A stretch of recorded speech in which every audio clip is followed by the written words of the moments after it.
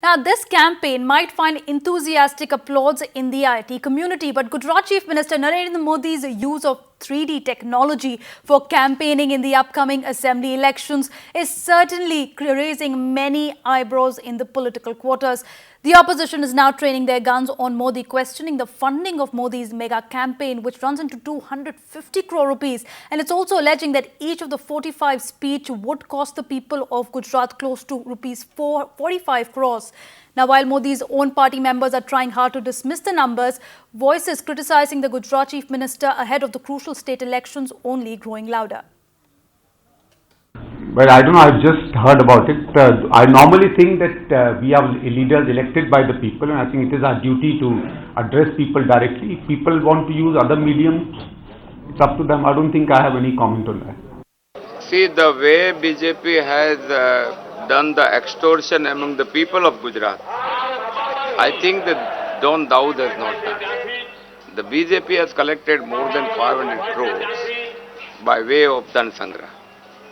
And they have planned to utilize it in 3D system of a film where Narendra Modi will be seen at 5 places. What is the cost? I would like to say that $1 million US dollar is costing for one episode at 5 places. It is amounting to 54 crores of rupees. And the transmission cost is around 58,000 US dollar. Yesterday, the episode which was done, it was costing about 64 crores and 20,000 people have seen. So the cost has come to 31,001 person visual cost. So this money would have been spent if for the families of dying farmers committing suicide. The ill nutrition, 70% in tribal, 46% in his children. If this money would have been spent, their families would have been survived. Huge amount only in 3D technology by this campaign. It is unique in India in terms of the expenditure. So this is the first time that huge money collected by Narendra Modi is incurring in this such type of the campaign to lure the voters, because he failed to deliver the goods to the people.